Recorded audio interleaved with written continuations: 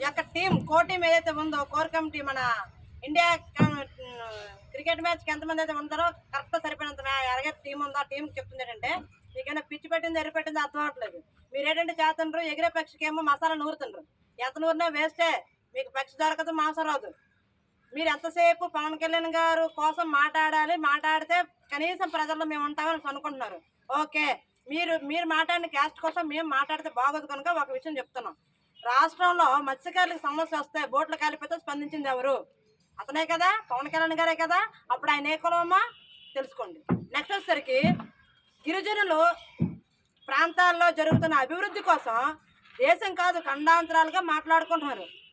అప్పుడు పవన్ కళ్యాణ్ గారు ఏ పార్టీ, ఏ కులం తెలుసు కదా, తెలుసుకోండి. నెక్స్ట్ వచ్చేసరికి పెదపెంకి అనే గ్రామం ఉంది, అక్కడ ఎస్సీ సోదరులు ఇబ్బంది పడుతున్నారు.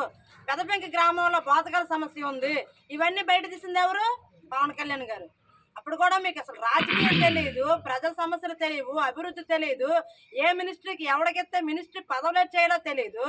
కానీ మీరు పొలమని 175కి 151 వచ్చి పొంగిపోయి ఒక 5 సంవత్సరాలు రాష్ట్రాన్ని అతలాకుతలం చేసేస్తే, మీరు చేసిన అతలాకుతలాన్ని ఇప్పుడు మళ్ళీ సరిదిద్దడానికి మా పవన్ కళ్యాణ్ గారు, చంద్రబాబు నాయుడు గారు, పైన మోడీ గారు కలిపి 2 సంవత్సరాలకి ఎన్ని కష్టాలు పడుతుంటారో తెలిసి కూడా ఇప్పుడు పవన్ కళ్యాణ్ గారికి దేశ స్థాయిలో వస్తున్న పేరుని తట్టుకోలేక మీరేమో ఈరోజు కులం అనేసి ఒక చిన్న కులమని చిన్న పురుగును పట్టుకుంటారు.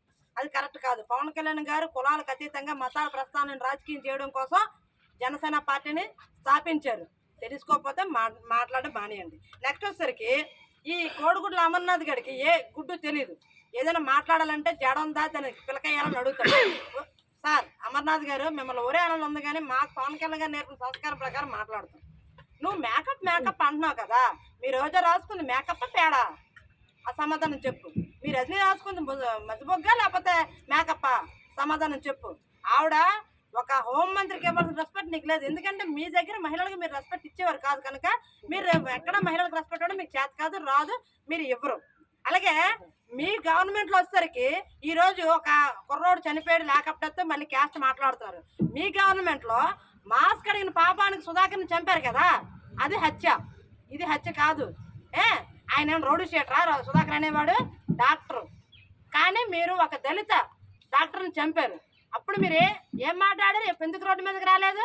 ఆయనకైనా 23 సంవత్సరాల పాపం చిన్నపిల్లడా? కాదు కదా, ఒక డాక్టరే కదా.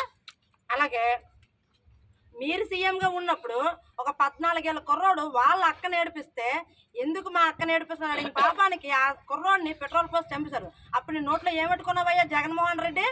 మీ ఎంటైర్ టీం అంతా ఏడ్ చేస్తుండ్రు. ఆ రోజు ఏం మాట్లాడలేవా? ఆ రోజు అప్పుడు ఏమయ్యారు? ఆయన ఏమన్నా రౌడీ షీటర్ ఆ కుర్రోడు ఏమన్నా, లేకపోతే పాపం కుర్రోడా? కాదు కదా, ఒక వాళ్ళ అక్క కోసం నిలబడిన ఒక వ్యక్తే కదా. ఆ రోజు ఎందుకు నువ్వు మాట్లాడలేకపోయావు? ఎందుకు బయటకు రాలేకపోయావు? నీకు చేత కాదు. నెక్స్ట్ వచ్చేసరికి మీ ఎమ్మెల్సీ ఏం చేశాడు? ఒక డ్రైవర్ని చంపి ఇంటికి పార్సల్ చేశాడు. కనీసం ఆ ఎమ్మెల్సీ నువ్వేమైనా మాట్లాడావా? నిలదీసావా? సస్పెండ్ చేసావా? లేదు, చేత కాలేదు. కానీ నువ్వేమో ఈరోజు పవన్ కళ్యాణ్ గారి కోసం మాట్లాడుతున్నావు. బుద్ధి ఉందా కనీసం? ఎంతసేపు ప్రతి ఒక్కరికి ఒక చిన్న గ్రామ స్థాయి నుంచి సీఎం చేసిన నీతో సహా అందరికి కూడా పవన్ కళ్యాణ్ పేరెత్తే మేము నాయకులు అయిపోతూ ఉంటే ఆయన మాకు స్టార్ అయ్యాడు, మీకేమో ఇంకోటి అయ్యాడు. అది మీరు తెలుసుకోండి. నెక్స్ట్ వచ్చేసరికి మీరు కాపు కులం మాట్లాడుతుంటారు. నిజంగా ఈ కాపు కులంలో ఉన్న నాయకులందరికీ చెప్తున్నాం, మీరు గర్వంగా చెప్పుకోవాల్సింది ఏంటంటే మీ కాపు కులంలో పుట్టినోడు డిప్యూటీ సీఎం అయ్యాడు. మీ కాపు కులంలో పుట్టినోడు ప్రధానమంత్రి గారి నోటుతోనే ఈయన పవన్ కళ్యాణ్ కాదు, ఈయన తుఫాను అనిపించుకున్నాడు. ఈరోజు ఏ రాష్ట్రం వెళ్ళినా సరే ప్రజలు బ్రహ్మరథం పెట్టేలాగా మీ కాపు కులస్తుడు తయారయ్యాడు. అది కదా మీరు చెప్పుకోవాల్సింది. పనికిరాని సొల్లంతా చెప్తారేటయ్యా, సిగ్గు లేకపోతే సరే. మీకు నిజంగా నాయకత్వం వహించడం చేత కాకపోతే ఎలాగ ఇంట్లో కూర్చుంటారు కనుక ఇంకా మీ నాయకులు ఎలాగ వ్యవసాయాలు చేసుకున్నారు కనుక మీరు కూడా ఒక 2 ఎకరాలు 3 ఎకరాలు కొనుక్కొని వ్యవసాయం చేసుకోండి, లేదా ఇంకేదో చేసుకోండి. అంతేగాని మేము పడిపోయాము లెగవాలి అనేసి పనికిమాలి విషయాల మీద పాపం చిన్న కుర్రోడు 23 సంవత్సరాల పాపం చిన్న కుర్రోడు ఏమీ తెలియకుండా పోక్సో యాక్ట్లోకి వెళ్ళాడు, ఏమో తెలియకుండా రౌడీ షీటర్ పడ్డది. పాపం చిన్నపిల్లడని నోటుకొచ్చిన మాట్లాడామనుకో నీ పాపాలు బయటకి రోజు వస్తుందని మేము మనస్ఫూర్తిగా చెప్తున్నాం. ఇంతకంటే బలంగా మేము చెప్పగలం. కానీ చెప్పేలాగా నువ్వు చేసుకోకు. మీ నాన్నకి ఇచ్చే గౌరవం నీకు ఇవ్వకంటే ఎందుకున్నారు ప్రజలు, రాష్ట్ర ప్రజలు అంటే మీ నాన్నకి నీకు తేడా అది. ఉన్న పరువు తీస్తావు, తండ్రి పరువు తీస్తావు, తల్లిని తగలగొస్తావు, చెల్లిని పడగొట్టుస్తావు. ఏటి నువ్వు చేసిన రాజకీయం, ఏటి నువ్వు రాష్ట్రాన్ని చేసిన రాజకీయం, ఆ రాష్ట్రాన్ని చేసిన అభివృద్ధి. ఈరోజు వచ్చి నువ్వేం మాట్లాడుతున్నావా? చేతకాన్ని మాట్లాడావంటే చెప్పు దెబ్బలు ఖాయం. జాగ్రత్త. జై జనసేన, జై హింద్. జై జనసేన.